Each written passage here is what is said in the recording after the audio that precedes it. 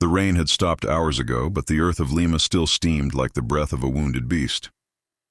The moon, pale and shivering, hung over a plantation that smelled of sugar, smoke, and human pain. Inside a coal furnace, built to forge the wealth of men who owned everything but mercy, 18 bodies turned to ash, and in the heart of that blaze stood a woman. Her name was Esperanza de Lima. Her hands trembled, not from guilt, but from the ghosts that whispered in her blood, the voices of slaves, mothers, and children buried beneath the cane fields of Peru. That night in 1860, the world met fire in human form. But before we continue with this disturbing story, make sure you hit that like button, subscribe to the channel, and share this with someone who loves hidden stories. It helps bring more of these untold truths to light. Long before the flames devoured the empire of men, there was silence. An endless silence that filled the plantations of Trujillo in northern Peru. Sugarcane fields stretched like an ocean of green blades, shimmering under a brutal sun. The wind carried the cries of men and women bound by chains, their backs carved by whips, their eyes hollowed by hunger. Esperanza was born into that silence. Her mother, Rosa, was a house servant. Her father's name was never spoken, though the color of Esperanza's skin told its own story, a shade too light for a slave, too dark for the masters. She was born between worlds belonging to none. Her earliest memories were of the sound of the sea and the smell of burning sugar, when the furnaces roared all night and the sky glowed red as if hell had come to the earth. By the time she was 10, Esperanza had seen men die for stealing a handful of cane. She had seen women dragged into barns, only to crawl out at dawn, broken and bloodied.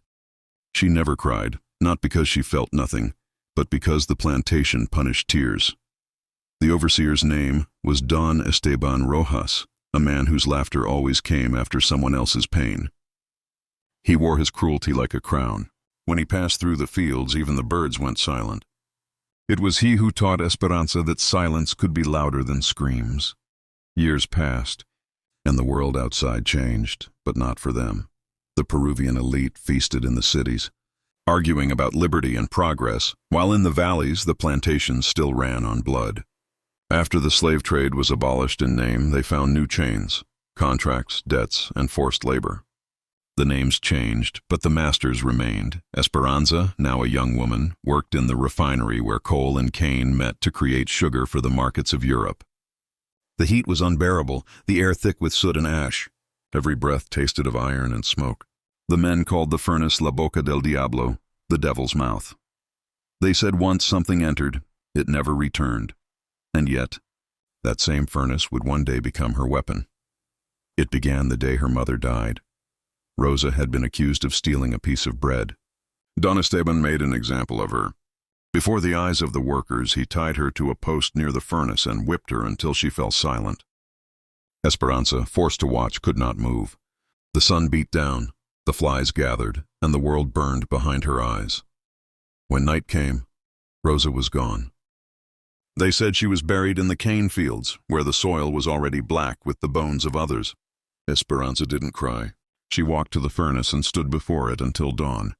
She could feel the heat kissing her face, whispering promises in tongues only fire understands. Something inside her broke, and something new was born. From that night, she stopped speaking to the overseers. She worked harder, but her eyes were hollow, her hands precise. She began to learn things the masters never taught: how to handle coal, how to feed the furnace without choking, how to make it roar with nothing but air and timing. The other workers thought she was cursed, but she was studying.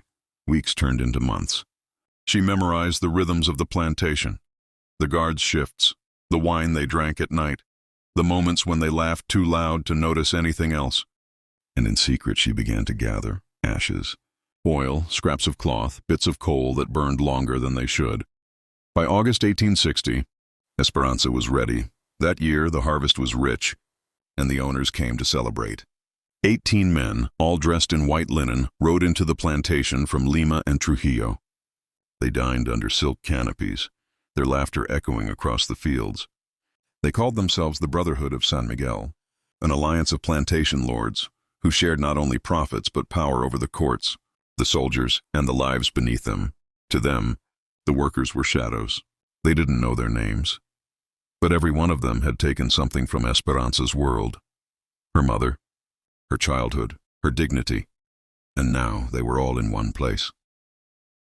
On the night of the harvest feast, the sky was clear and black, the moon hidden behind clouds. Music played, violins and tambourines stolen from the old country. The lords danced with their wives and mistresses while servants poured wine. In the distance, the furnaces glowed like the eyes of monsters waiting. Esperanza moved among them like smoke, silent, invisible. Her dress was simple, her face calm. No one saw the fire in her eyes. When the celebration reached its peak, she slipped away toward the refinery. The night guards were drunk. She moved past them carrying a lantern, whispering to herself words her mother once said. The fire is honest. It takes only what it burns. Inside the furnace chamber, she began her work. The floor was black with soot, the air thick with heat. She poured oil into the vents, arranged the coal in strange patterns, feeding it like a living thing. Every strike of the shovel echoed like a heartbeat. When she lit the lantern, the flame danced as if it already knew its destiny. Outside, the laughter turned to shouts. She heard footsteps. 2 guards entered, calling her name. "What are you doing here, girl?" one sneered. "The masters need more wine." Esperanza turned slowly, her face half lit by the lantern's glow. "I am giving them warmth," she said softly. They laughed, until she threw the lantern into the open mouth of the furnace. A roar exploded through the chamber, a wave of fire swallowing everything in orange light. The oil ignited, and within seconds the heat became unbearable. She ran, the guards screamed behind her, their voices fading into the roar.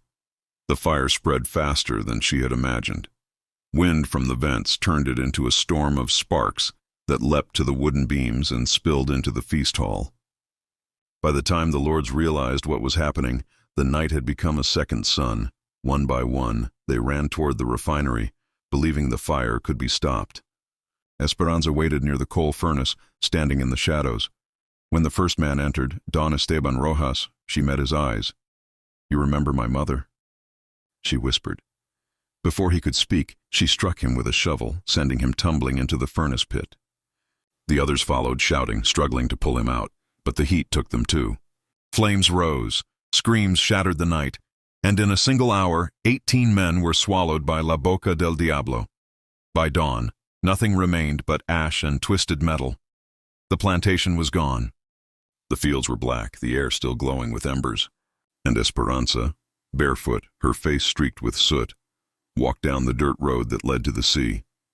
They say she didn't run. She walked slowly, as if following her mother's spirit through the smoke. The soldiers came days later.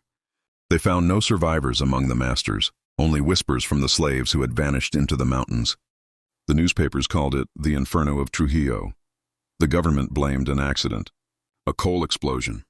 But among the workers, her name became legend. They called her La Dama del Fuego, the Lady of Fire. Months passed. The plantations rebuilt, but no one forgot. In every city, from Lima to Arequipa, people told her story in secret, of the woman who turned the tools of the masters against them. Some said she was seen on the coast, boarding a ship to Panama. Others swore she joined a rebel movement in the Andes, helping free laborers from the haciendas. No one truly knew. But in the records of 1860, there is one strange note written by a Spanish officer. A woman matching her description was seen walking barefoot near the furnaces. She carried a single coal in her hand. When asked what she was doing, she said, "Carrying light to those who live in darkness." Then she disappeared into the fog. And thus began the legend of Esperanza de Lima, a woman born from the ashes of her own grief, who turned fire into freedom, vengeance into justice. History remembers kings and generals. But in the heart of Peru, whispered in the wind that moves through the cane fields, the people still remember the woman who burned the masters and walked away with smoke in her hair. The sun rose over Trujillo that morning as if nothing had happened. But the light fell on ashes instead of sugarcane, on twisted beams instead of gold. The plantation that had once been called La Esperanza Estate was now a graveyard of empire. The air still smelled of coal and death, and from the charred ruins, the crows sang the first elegy of the dead. The soldiers arrived by midday, riding horses that refused to go near the burned fields. Colonel Mateo Aranda led them, a stern man with silver hair and eyes dulled by too many campaigns. He had seen battle in the jungles of Ecuador, had watched men die for flags and kings, but what he saw here was something else, something older and darker. He dismounted slowly, his boots sinking into the soot. "What happened here?" he muttered. The overseers who had survived, men who had been drinking miles away during the feast, told him stories that changed with every breath. Some said it was an accident, that a lamp had fallen during the celebration. Others swore they saw a woman near the furnace, her face lit by firelight. "A woman?" Aranda repeated. "Yes, Colonel," one said, trembling. "They called her Esperanza." The colonel looked at the blackened sky, the trails of smoke still rising. "Hope," he said quietly. What an odd name for death. For weeks, the city of Trujillo buzzed with rumors. Some newspapers printed the story as divine punishment, the wrath of heaven against the masters. Others painted it as an uprising by slaves and field workers. The church called it witchcraft, but among the poor, the whispers spread faster than the fire had. They said the Lady of Fire had not died, that she walked at night along the coast, her eyes glowing like embers, her hands leaving trails of smoke on every wall she touched. Some said she was a spirit, a vengeance sent by the earth itself. Others said she was real, a woman who had done what no man dared, burned power to the ground. And yet, somewhere between myth and history, Esperanza de Lima was still alive. After the fire, she had walked for 2 days without rest. Her feet bled on the stones of the northern road, her dress torn by thorns. Every mile took her farther from the land of her torment and deeper into the unknown. She slept by rivers, washed her hands in water black with ash, and ate only wild fruit. On the 3rd day, she reached the port of Huanchaco. Ships moored in the bay rocked gently, carrying goods and secrets between continents. The smell of salt and tar filled her lungs. For the first time in years, she felt the sea wind, the same wind her mother used to whisper about when she spoke of freedom. Esperanza found work at the docks under a false name, Ana del Mar. She swept warehouses, mended ropes, and kept her eyes on the horizon. But at night she would sit alone and watch the ships vanish into the fog, wondering where a soul like hers could ever belong. Freedom, she realized, was not the same as peace. Meanwhile, Colonel Aranda began his investigation. He sent men to interview every surviving worker, to search for clues among the ruins. One day his officers brought him a small, scorched object found near the furnace, a metal bracelet shaped like a cross, engraved with the letters RDL. Rosa de Lima, Aranda read aloud.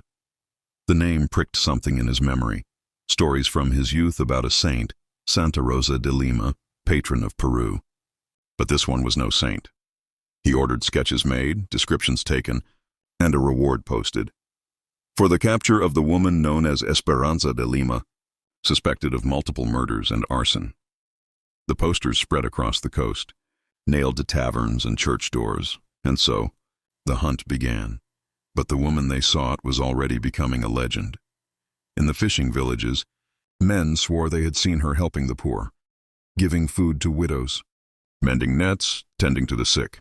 In the mountains, rebels claimed she taught them how to use fire as a signal, 3 torches at midnight to warn of soldiers coming. To the authorities, she was a murderer. To the people, she was a miracle. One night in Huanchaco, while sitting by the water, Esperanza overheard 2 dockhands speaking about the plantation.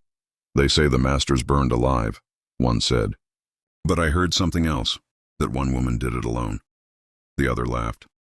"No woman could do that." Esperanza smiled faintly in the dark. "You'd be surprised," she whispered. By the end of that year, 1860, the entire northern coast whispered her name. The government sent letters to Lima demanding reinforcements.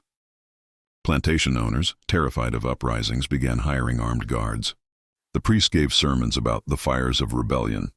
And in every town square, someone, always a woman, would leave a single coal wrapped in white cloth at the foot of the church steps. A symbol, A message. The fire had not died. One evening, a storm rolled in from the Pacific. Esperanza was working at the docks when she saw soldiers arrive, uniforms gleaming with rain, sabers at their sides. Colonel Aranda dismounted and entered the port office. His presence was enough to make the air tighten. Esperanza froze. For the first time since the fire, she felt fear. She slipped into the alleys, her bare feet splashing through puddles. The rain fell harder, masking her movements. Behind her, voices shouted, "Find the woman! Search every storehouse." She ran toward the cliffs beyond the village, lightning flashing above her. The waves below crashed like thunder. When she reached the edge, she stopped. The sea before her, soldiers behind her. For a heartbeat, the world seemed to hold its breath. Then she turned around. Her eyes met Aranda's across the storm. He raised his pistol, and she whispered, "You can't shoot the wind." Then she leapt. Days later, fishermen found no body, only a piece of burned cloth tangled in seaweed. The army declared her dead. The papers printed obituaries calling her a deranged woman consumed by her own madness. But months later, in the Andean highlands, a fire broke out at another plantation. This time, no one saw who lit it, but in the ashes, they found a bracelet made of the same metal as before, engraved not with a name, but with a single word, hope. Colonel Aranda became obsessed. He traveled through villages, questioning farmers and priests, chasing every rumor. But the more he searched, the more he realized the truth. The story had grown beyond one woman. Every village now had its own Esperanza. Some were widows who fought against tax collectors. Some were slaves who ran from their masters. Some were children who carried torches into the night, believing light could conquer fear. Esperanza de Lima had become a name for all of them, a spirit that could not be hanged, burned, or buried. Aranda once said to his aide, "We cannot kill her because she no longer breathes air. She breathes belief." By 1861, the legend had crossed borders. In Ecuador and Chile, newspapers reprinted stories of La Dama del Fuego. In Spain, exiled writers spoke of her as the first true symbol of Latin rebellion. Poets called her the fire that spoke for the silent. Even the church began to shift. A priest in Cusco secretly wrote in his journal, "If God created man from dust, perhaps he allows some women to rise from fire." But what became of the real Esperanza? Some say she survived the leap, carried by the sea to a ship bound for Panama. There, she worked as a healer, tending to wounded rebels fighting colonial troops. Others claim she reached Cuba, where she taught runaway slaves how to forge weapons from sugar boilers. There's one account, from a sailor's logbook, that speaks of a woman boarding a vessel called El Viento Negro in 1861. The sailor wrote, "She carried no luggage, only a small pouch of ashes. Her eyes were bright as coals, her voice calm. When I asked her name, she said, 'Name's Byrne, Captain.' But hope survives." After that, no record of her appears again. Years later, when Colonel Aranda retired, he returned to Trujillo. He was an old man now, tired and haunted. One evening, he visited the ruins of La Esperanza estate, long abandoned and reclaimed by weeds. The furnace was still there, rusted and silent. As he stood before it, he thought he saw movement, a faint shimmer of heat in the air. And then, from the darkness, a voice whispered, "Do you still think it was madness, Colonel?" He turned sharply but saw no one, only smoke curling from the mouth of the furnace, though no fire burned there. He removed his hat, knelt in the ash, and murmured, "No, Señora, it was justice." The story of Esperanza de Lima never made it into official history books. She had no statues, no graves, no written confessions. But among the people, she remained eternal, told in whispers, in lullabies, in the flicker of lamps when the wind blew just right. In villages where the poor still labored for the rich, mothers would tell their daughters, "Remember the Lady of Fire. Remember what one woman can do when the world forgets she can burn." And somewhere, far away in a forgotten corner of the Caribbean, a woman with smoke-colored eyes lit a lantern and smiled, not in anger, but in peace.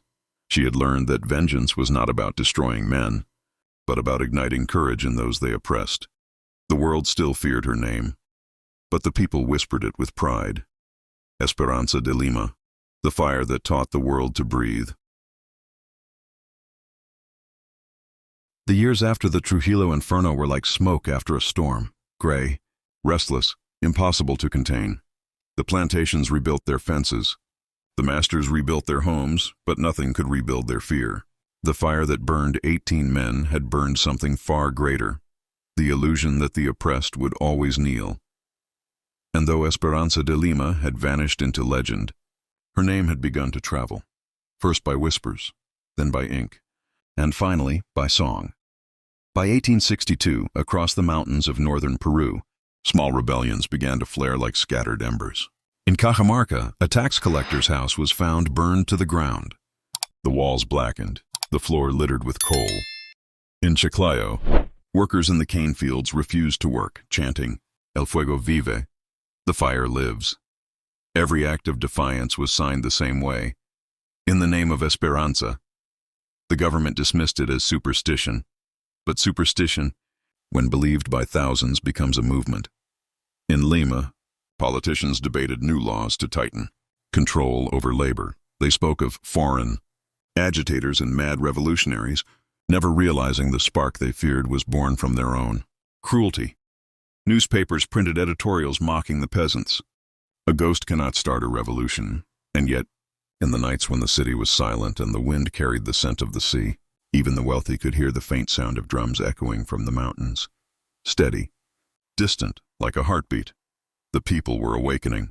In the highlands of Ayacucho, among rebels and miners, there emerged a woman named Lucia Morales. She was barely 20, the daughter of a washerwoman and a soldier who died for nothing.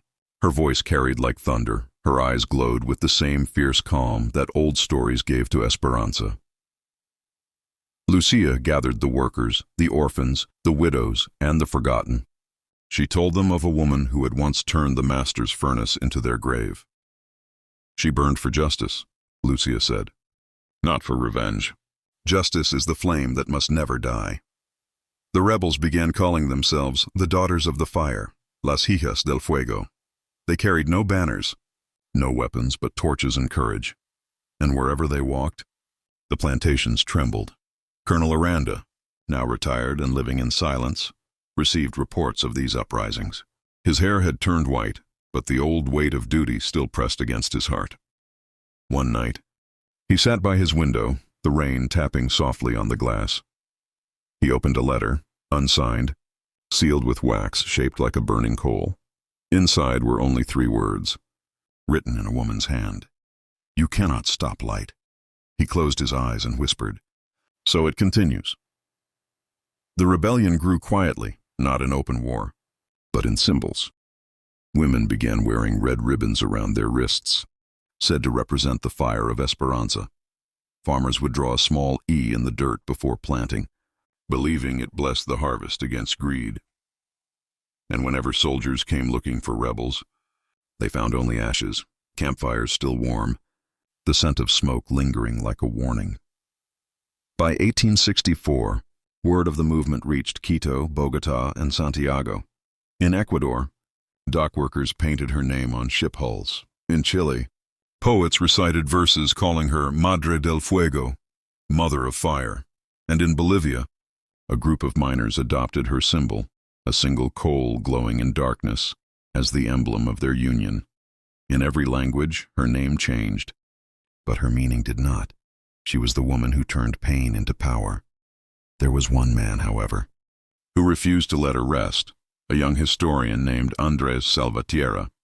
He had grown up hearing the story as a child, his grandmother whispering about the woman of the furnace.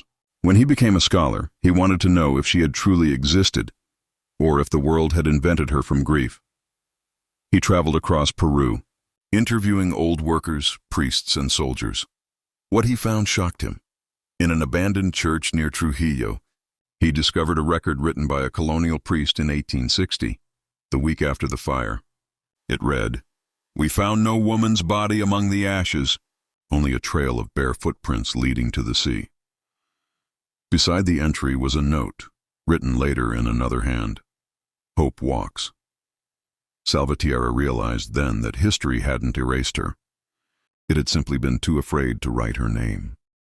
He published his findings in a small booklet titled Esperanza de Lima, Fire and Faith. Though banned by the government, copies spread through underground presses. The book described her not as a saint or monster, but as a mirror, showing what the oppressed could become when pushed beyond fear. In one passage, he wrote, "The fire she lit was not to destroy, but to reveal, to show us what burned beneath our silence." It was that line that turned his book into prophecy. Meanwhile, in the mining towns of Bolivia and northern Chile, women began using fire as signal and strategy. When soldiers came, they would light small controlled blazes in the valleys, not to destroy, but to communicate across distances. One flame meant danger, two meant victory, three meant esperanza. To the generals, these fires were chaos. To the people, they were language. By 1866, a full uprising erupted in the Andes, the revolt of the silver mines. When Spanish loyalist troops tried to crush the miners, they found the women already waiting, torches in hand. Lucia Morales, standing before hundreds of workers, shouted, "You call her a ghost? Then let the dead teach the living how to fight." The battle was brutal. Smoke filled the mountains, gunfire echoed across valleys. But when the sun rose, the soldiers retreated, and the rebels stood triumphant. They had fought under no flag but one, a piece of red cloth with a single black coal stitched in the center. The world began to listen. Back in Lima, the elites tried to control the story. They declared Esperanza's name illegal in public speeches. Priests were forbidden to mention her from the pulpit, but the harder they tried to silence her, the louder the songs became. Children sang in the streets, "La Dama del Fuego no muere," the Lady of Fire never dies. And in the poorer districts, murals began to appear, a woman standing before a burning furnace, holding her mother's hand. The caption read, "She gave us fire, and we gave it to the world." That same year, something unexpected happened. In Spain, the exiled writer Clara Villalobos published a novel titled The Coal Furnace. It was a fictionalized account of Esperanza's life, but written with such raw power that it captured Europe's attention. Critics called it a woman's Iliad. In her preface, Villalobos wrote, "Men built empires from stone. Women built endurance from flame, and sometimes endurance must burn to become freedom." The book was banned in Spain, but smuggled back into Latin America. In it, readers found not just a story, but a mirror, proof that a single woman's defiance could echo across oceans. Andrés Salvatierra, reading the novel in his small study, smiled. He understood something the historians never would. It didn't matter if every word about Esperanza was true. What mattered was that her story had become truth itself. She was history rewritten by the hands of the forgotten. The proof that one act of defiance could outlive the empire it destroyed. By 1870, 2 decades after the fire, the Daughters of the Fire had spread into nearly every country of the Andes. They no longer needed weapons. Their power was in unity, in striking, in marching, in teaching their daughters to read, to speak, to never bow again. Old men would look at them and whisper, "That's Esperanza's army." And in a way, it was. But even legends faced the test of time. As the new century crept closer, the world began to modernize. Trains came, telegraphs sang, and factories rose where fields once burned. The fire was no longer rebellion, it was progress, channeled and tamed. Yet still in every corner where oppression lingered, a spark remained. In the copper mines of Chile, a child was born in 1880. Her mother named her Esperanza, not out of memory, but prophecy. And when that girl grew, she joined the workers' unions that would one day spark the revolutions of the 20th century. Thus the cycle continued, the fire passing from name to name, hand to hand, century to century. And so it is said that whenever injustice spreads too wide, the wind carries a faint scent of smoke, as if the earth itself remembers that once, long ago in a forgotten corner of Peru, a woman dared to teach the world how to burn. She was never crowned, never canonized, never buried. Because how do you bury a flame? The story of Esperanza de Lima was never just about vengeance. It was about awakening, the moment when silence realizes it can speak through fire. The night Esperanza set her plan into motion was unlike any before it. The air itself seemed to tremble, thick with the scent of rain, coal dust, and the iron of vengeance. The plantation house stood like a sleeping beast, its long shadow crawling over the muddy fields. Beyond it, the furnace glowed faintly, a hungry mouth waiting to devour whatever was fed to it. For months, she had pretended, the quiet widow tending to her duties, the obedient worker who bowed her head when called. But beneath that calm face was a storm she could no longer contain. Every lash she'd heard crack, every scream that had echoed through the valley of sugarcane, every face of a child stolen from its mother, they had all burned into her like brands on flesh. Tonight, she would return the pain. The plan had begun weeks earlier, whispered between the rustle of sugarcane leaves. Esperanza had gathered her most trusted, 10 men and 4 women, each with a wound that could never heal. Some had lost brothers, others children. All had lost their dignity. She looked into their eyes one evening, a candle flickering between them, and said only one line: "If we die free, not waiting for mercy that never came." They said nothing in return. They didn't need to. In that silence, history shifted. The old furnace that once fueled the plantation's mills was still functional, though rarely used now. Esperanza had spent days inspecting it under the pretense of repairs. No one questioned her. She had long earned their trust. But deep inside, she had lined its pit with heavy wood and oil-soaked sacks, hidden beneath coal so no one would suspect the setup. When ignited, it would burn hotter than the forge of any blacksmith. By dusk, the party had begun. Inside the great hall, the plantation owners and their families drank and laughed, celebrating a new shipment bound for Europe. Candles flickered against the crystal chandeliers. Violins played as servants hurried with trays of wine and roasted meats. Esperanza moved among them like a shadow, her face expressionless, her mind already elsewhere. Her moment came when Don Rafael, the oldest of the plantation masters, raised his glass. "To prosperity," he said, his voice slurred, "and to the men who make the earth obey." Laughter filled the room. Esperanza's hands trembled slightly as she refilled his cup, not from fear, but from the sheer force it took to contain herself. Then she whispered quietly, "And to the women who make the earth remember." He looked at her with confusion. But before he could speak, the lamps flickered, then went dark. Outside, her allies had moved swiftly. They had cut the oil lines to the lamps, sealed the exit gates with chains, and drenched the outer courtyard with kerosene. One of the women, Lucia, threw the first torch into the furnace pit. The flames roared upward, licking the black sky. The sound drew attention. Some of the owners stumbled out to see what was happening, only to find the yard burning like hell itself. Panic surged. Doors slammed, shouts rose, orders were barked. "Fetch the guards, bring water!" But the guards were gone. Esperanza had seen to that. Within minutes, the house was surrounded. The women poured oil around the veranda. The men blocked every path. And in the center of the courtyard, Esperanza stood, her shawl fluttering like a flag of defiance. The firelight painted her face in gold and crimson. "Esperanza, what have you done?" shouted Don Rafael from the steps. She turned to him slowly, her eyes reflecting the blaze. "What you did," she said. "Only now. It burns both ways." The old man took a step back. "You'll burn us all." Her voice was calm. "That's the point." And then she gave the signal. The torches fell. The flames leapt. Within moments, the air was alive with screams and smoke.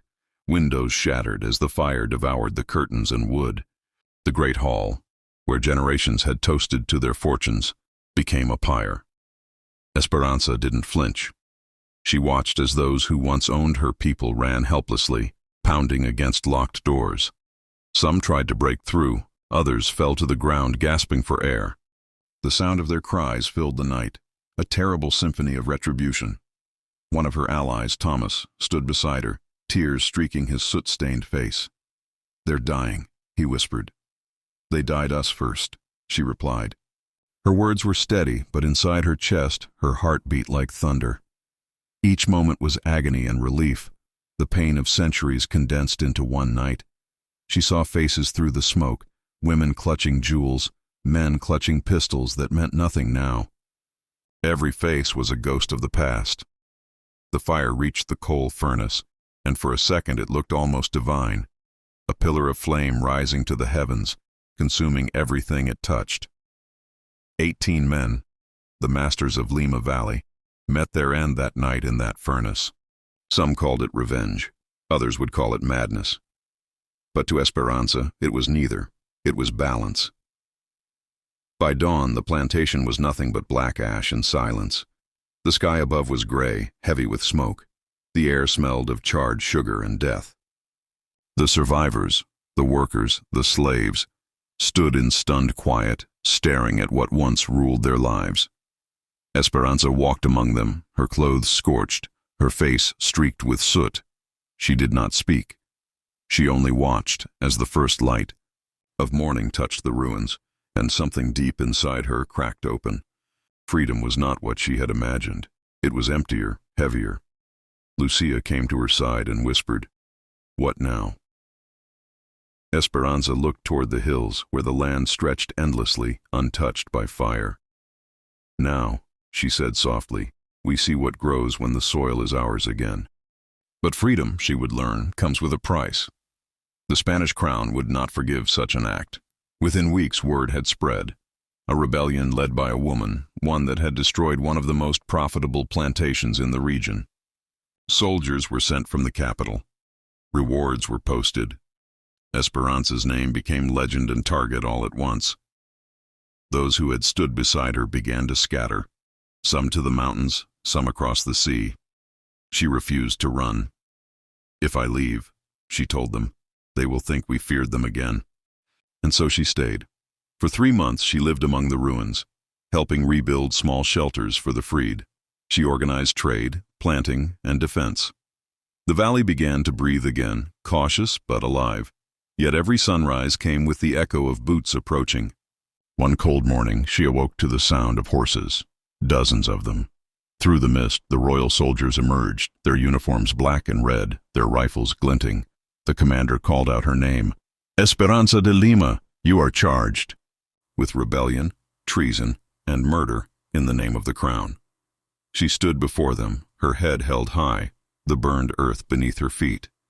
"This land has already judged me," she said quietly. "Do what you must." They shackled her wrists, but she did not resist. The people watched, silent.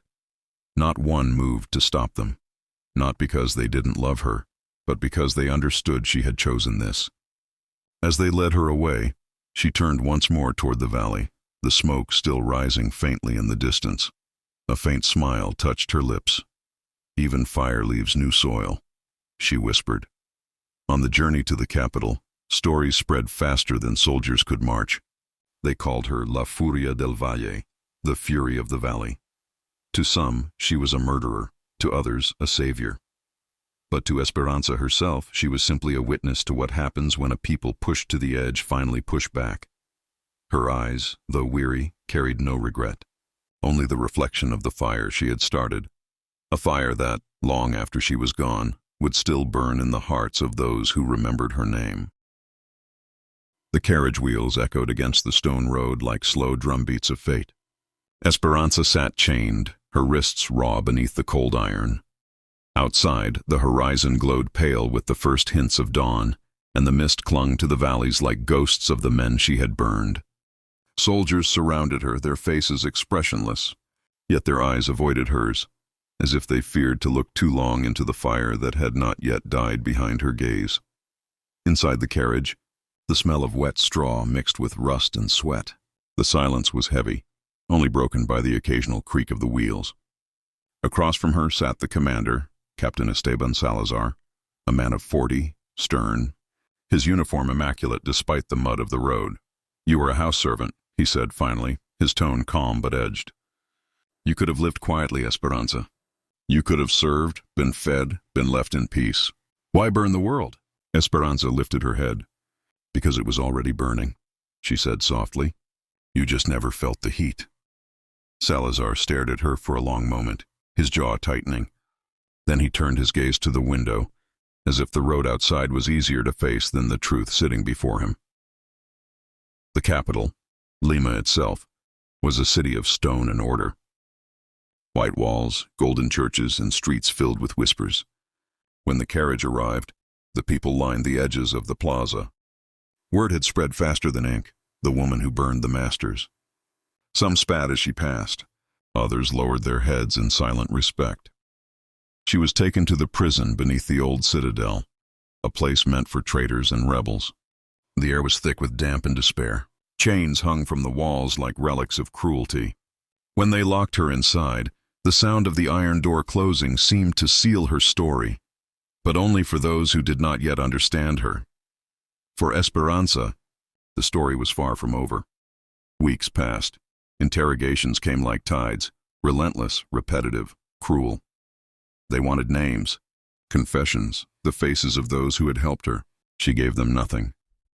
Once the warden, a heavy man with eyes like stones, leaned close and hissed, "You think they'll remember you? When you hang, they'll forget your name before the rope stops swinging." She smiled faintly, even through the bruises. "You remember it," she said. "That's enough." Word of her silence began to spread among the prisoners.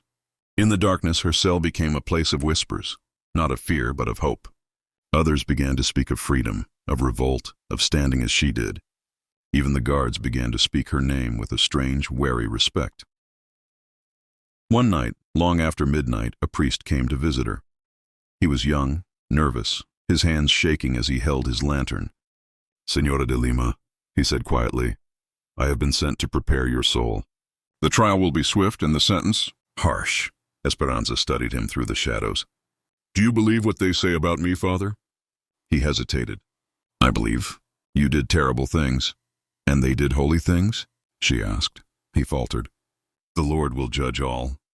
She looked at him, her voice almost a whisper. "Then let him see who lit the fire first." The priest lowered his eyes. "Is there anything you wish me to tell the court? Any repentance?" "Yes," she said after a pause. "Tell them I regret not having more time." The trial began on a cold morning in the central hall of the governor's palace. Hundreds gathered, nobles, merchants, soldiers, commoners. The courtroom smelled of perfume and damp parchment. The judge, a man whose wealth came from the very plantations she had destroyed, sat high upon his seat, robes heavy with authority. They read her charges: murder, arson, rebellion, heresy. When they asked for her plea, she stood tall, her voice steady. "I do not deny what I've done," she said. "But I will not call it murder. I will call it memory. I did not kill men. I burned ghosts, the kind that feed on the living." A murmur rippled through the crowd. The judge banged his gavel for silence. "Do you confess," he demanded, "to burning 18 men alive?" "I confess," she said, "to giving them what they gave us." "You speak as though you are proud." Esperanza's eyes didn't waver. "Pride is for the innocent. I am only free." Witnesses came and went. Plantation accountants, surviving guards, even former workers who feared to speak truth. Each testimony was meant to bury her, but each word only made her larger in the minds of those listening. She stood, small but unbroken, against the power of the empire. When Captain Salazar was called to the stand, he hesitated before speaking. "She was calm when we took her," he said slowly. "No resistance, no fear." The prosecutor smirked. "Because madness can look like peace." Salazar's eyes flickered. "Or conviction can." The judge frowned. "Captain, your loyalty is to the crown." Salazar bowed his head. "Always, Your Honor, but truth is loyal to no man." For the first time, Esperanza allowed herself a faint smile. When her turn came to speak again, she asked for no lawyer, no defense. "I have already been judged," she said, "by men who think blood only stains brown hands. But your judgment does not frighten me. The soil remembers who fed it. The air remembers who choked in its fields. The fire remembers who started it." A hush fell over the room. Even the judge hesitated before pronouncing the inevitable sentence. Esperanza de Lima, for crimes against the crown and God, you are to be executed by hanging at sunrise in 3 days' time. She bowed her head once, not in submission, but acknowledgement. Then she turned to the people and said, "You can hang me, but you cannot hang the wind, and it already carries my name." That night, the city didn't sleep. From taverns to alleys, the story spread like smoke of the woman who burned the masters, who stood unbroken before the court. Some cursed her, some prayed for her, but all spoke of her. Inside her cell, she sat beneath the small slit of a window, watching the moonlight trace patterns on the wall. Her hands rested calmly in her lap. The silence around her was deep, but not empty. It felt as if the very air was waiting. She thought of the valley, of the sugarcane, of the children running barefoot, of Lucia's laughter, of Thomas's tears. She thought of freedom, and how it always came too late for those who needed it most. And then she whispered to the darkness, "Let them think they've ended it. A story like mine doesn't die. It burns in the next one." 3 nights later, dawn arrived with crimson light spreading across the sky. The gallows had been built in the main square, surrounded by soldiers and crowds. The city bells tolled, slow, deliberate, merciless. Esperanza was led out, her steps steady, her face serene. Her long black hair fell loosely down her back, her eyes fixed not on the rope, but the horizon beyond it. Captain Salazar stood near the platform, his expression unreadable. When she passed him, he whispered, "The world will remember you as a monster." She turned her head slightly, then let it fear what it created. At the base of the gallows, the priest appeared again, his hands trembling as he held up the cross. "May God have mercy on your soul," he said. Esperanza looked at him gently. "He already did. He gave me fire." As the rope was placed around her neck, the crowd fell silent. The executioner stepped back. The wind shifted, carrying the scent of burning coal from the nearby foundries, a cruel echo of the furnace that had changed history. In that moment, Esperanza lifted her chin and spoke her final words. You can silence one voice, but the fire, it learns to speak without tongues. The lever dropped. The crowd gasped, and the woman who had burned 18 masters was gone, but not extinguished.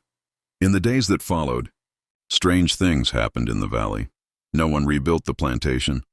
No one touched the charred soil. Flowers began to grow where the furnace once stood. Small, white blossoms that locals called lágrimas de esperanza, tears of hope. Stories spread through the region, of a woman seen walking the fields at night, her dress shimmering like smoke, her eyes glowing faintly in the dark. The old workers said it was her spirit guarding the land, making sure no chains would ever bind it again. Years later, when the crown finally fell and the plantations turned to dust, people would tell their children of Esperanza de Lima, the woman who did not ask for freedom, but took it and paid with her breath. And in the wind that crossed the valley, you could still hear it sometimes, faint, like a whisper from the ashes. Even fire leaves new soil. They buried Esperanza in an unmarked grave outside the city walls. No procession, no prayers, only a handful of guards and a priest who spoke the final words quickly, as if afraid her spirit might rise again and interrupt him. The soil was dry, cracked under the morning sun. The birds were silent that day, and the wind carried only the sound of boots fading into distance. But in the hearts of those who had watched her die, the women who had once worked under the lash, the men who had lost sons to the fields, something began to shift. They went home that evening not with despair, but with an ache that burned quietly, like coal waiting to catch flame again. Months passed. Lima Valley began to change, slowly, almost imperceptibly. The ruins of the old plantation were swallowed by weeds and vines. The furnace still stood, black and cold, but the people refused to go near it. To them, it was sacred now, a monument to pain and vengeance, to memory and warning. In the small villages nearby, women began naming their newborn daughters Esperanza. Old songs were rewritten, the verses murmuring about La Mujer del Fuego, the woman of fire. and the legend spread beyond the valley. Traders, sailors, and pilgrims carried her story across ports and provinces. Some said she was a saint who had freed the oppressed with divine flame. Others said she was a devil who had cursed the land. But those who had known her, truly known her, said only one thing. She burned the masters so that our children could live unbound. In the capital, her story refused to die. Pamphlets began appearing anonymously on church doors and tavern walls, handwritten, ink still wet, retelling her final words. You can silence one voice, but the fire learns to speak without tongues. Authorities tore them down by day. By night, twice as many reappeared. Captain Esteban Salazar, the man who had once escorted her in chains, found himself haunted. Each night he dreamed of the furnace, but in the dream it was not the masters who burned. It was himself and all those who had served the crown. The flames whispered her name again and again until he woke drenched in sweat. One evening, he rode out to the valley, unable to resist the pull any longer. He found the furnace still standing, surrounded by silence. The stones were cold now, but the air around them felt strangely alive, as if her presence still lingered. He dismounted, fell to his knees, and whispered, "Forgive me." The wind answered with a single gust, carrying the faint scent of smoke. Years rolled on. Empires shifted, rulers changed, and the old plantation economy began to crumble. But the valley, it thrived again. Freed men and women rebuilt the land, not as slaves but as stewards. They planted maize, coffee, and wildflowers on the same soil that had once drunk blood. They refused overseers, refused chains, refused silence. On the anniversary of her death, they gathered by the furnace and lit candles. No crosses, no altars, just light flickering in the wind, one for each of the 18 souls she had burned. Not in mercy, but in balance. A young girl, no older than 13, once stood before that furnace and said softly, "My grandmother told me she saw Esperanza walking through the flames the night it happened." She said Esperanza didn't scream. She sang. The elders nodded. Then the fire loved her back. By 1885, 25 years after her execution, a small rebellion began to spark in the southern provinces. The movement's symbol was a red scarf tied around the wrist, a tribute to Esperanza's final day, when she had worn one as a band of mourning for the enslaved dead. Women led the marches, men followed them, and, though the crown called them terrorists, they called themselves the Daughters of Fire. Each time the soldiers tried to crush them, new groups rose in their place, always carrying her words, always lighting a small torch before the battle. It was no longer a rebellion of blades. It was a rebellion of memory. In 1890, a young journalist named Mateo Alvarez found himself obsessed with her story. He traveled through the valley, collecting fragments, burned letters, whispers from survivors, sketches of her face drawn by trembling hands. The deeper he dug, the more blurred the line between myth and truth became. One night, an old woman from the village told him, "You want to write about Esperanza? Then don't write her as a woman. Write her as a season, because she came like summer, sudden, burning, impossible to forget." Mateo wrote until his ink dried. He published a small book titled The Woman of the Furnace. It was banned within weeks, but by then, hundreds of copies had already spread across the continent. Esperanza's legend had escaped the pages and entered bloodlines. Half a century later, when freedom was finally declared across the provinces, the new leaders raised a single monument in the heart of the valley, not of kings, not of soldiers, but of a woman, barefoot, head held high, holding a torch that faced downward, toward the ground she had freed. The inscription read, "She did not ask for justice. She became it." And every year when the wind blew across the valley at dusk, the torches would flicker, not from the breeze, but, the people said, from the memory of her fire. But even a century later, her story still split the world in two. To the powerful, she was a warning. To the powerless, she was a promise. Some said her ghost still wandered near the ruins, especially on stormy nights when lightning struck the hills. Travelers swore they saw a woman's silhouette through the rain, her shawl glowing red, her eyes bright like embers. The church declared it heresy. The people called it hope. And somewhere, deep beneath the earth of Lima Valley, the old coal furnace still stood, rusted, broken, filled with moss. But if one stood close enough at night, you could still hear the faint sound of crackling, not from fire, but from memory itself refusing to die, because Esperanza de Lima had never been just a woman. She was the echo of every voice that had been silenced. Bichant a storm after centuries of drought. The fire that did not destroy, it purified. In the archives of the capital, a forgotten letter was later found, written by Captain Esteban Salazar years after her death. His handwriting trembled, but his words were clear. We thought we hanged a murderer, but perhaps we hanged a mirror. For when I look back upon her face, I see not evil, only the reflection of what we made her become. The letter was never published. It didn't need to be. The world had already written her legacy. And so, the name Esperanza de Lima lived on, in the soil, in the songs, in the firelight that danced at every rebellion that followed. She was gone, yes, but her ashes had turned into seeds. And from those seeds, a new world was growing. Slow, stubborn, and unafraid to burn again, if it must. Rend under mysterious flames. Locals spoke of a woman seen walking through the cane fields at night, barefoot, her dress of ashes trailing behind her. They said the earth refused to swallow her story, that the very soil of Lima Valley, soaked with centuries of blood, was now breathing her name. Esperanza, they whispered.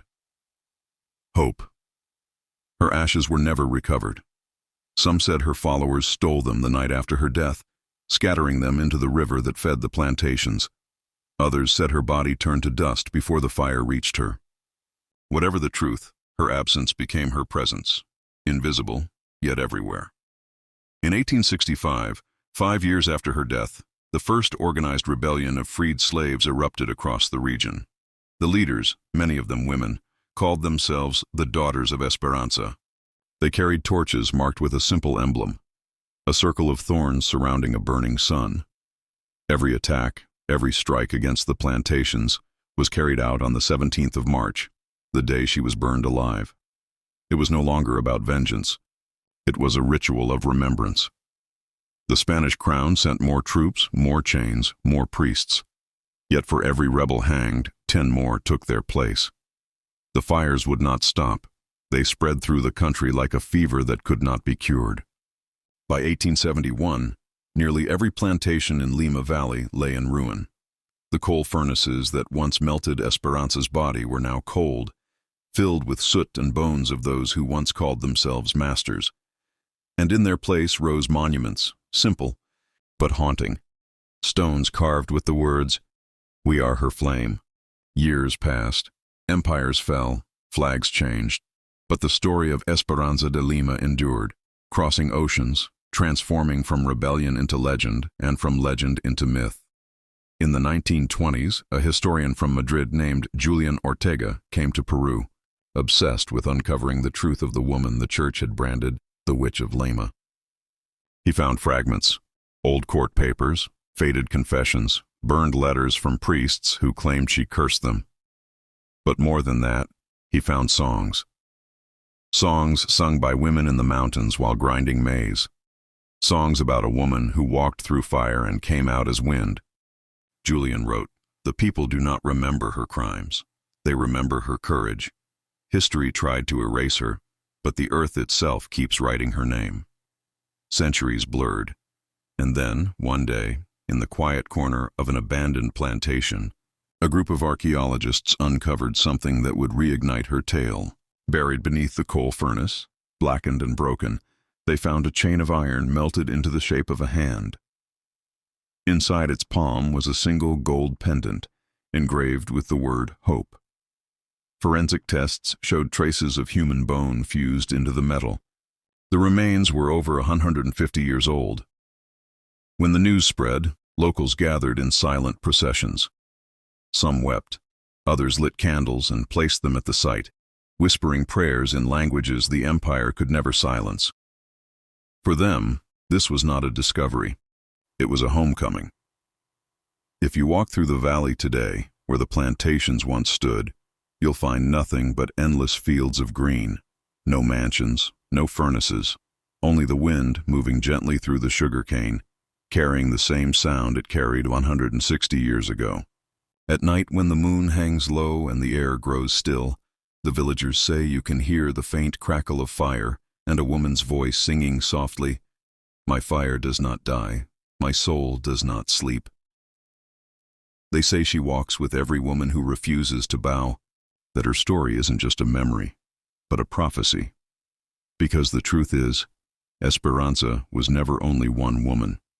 She was every hand that dared to rise against a whip, every mother who buried a son and still found the strength to fight, every voice that refused to be silenced. As the historian Ortega once wrote, empires burn in the same fire they built to destroy hope. And so, in the ashes of 1860, a new world began to breathe, one born not from conquest, but from the defiance of a single woman whose name meant hope. Esperanza de Lima. She died in flames, but lived forever in fire. If you love the darkness, stay with us. Subscribe before the lights go out.